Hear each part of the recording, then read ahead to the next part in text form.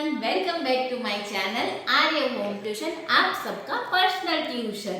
तो आज का हमारा टॉपिक है एंगल्स, जो आप 6th standard, 7th standard, 8th standard, 9th, 10th और पता नहीं कितने स्टैंडर्ड्स में पढ़ने वाले हो या फिर पढ़ चुके हो। बट इसकी शुरुआत आपको जब आप सेकेंडरी में आते हो तभी होती है। तो आज हम सीखेंगे एंगल।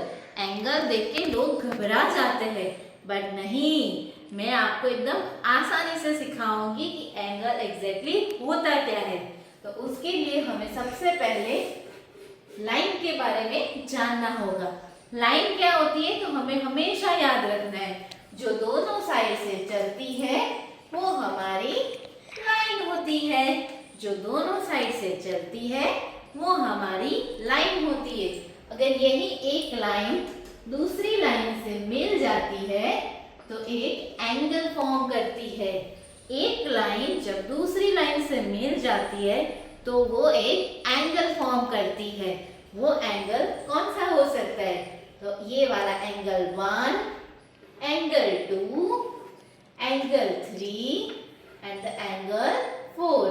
तो अभी हम एंगल 1 के बारे में जानेंगे। एंगल 1 क्या होता है? तो आप हमें इस एंगल को नाम देंगे A, B and C। Now हमेशा ही 3 पॉइंट से एंगल बनता है।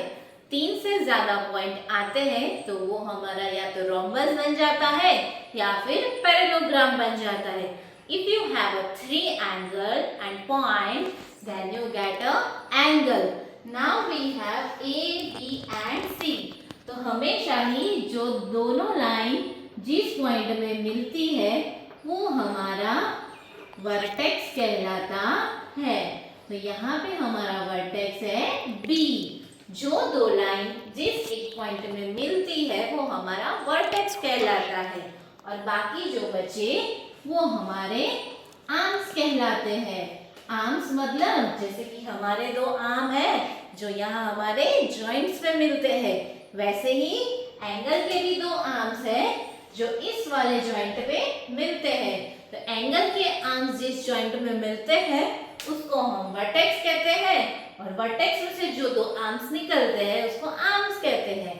तो यहाँ पे हमारे आर्म्स है A, B and B, C, और वो हमारे रेस कहलाते हैं, AB and BC। Now how to name this angle?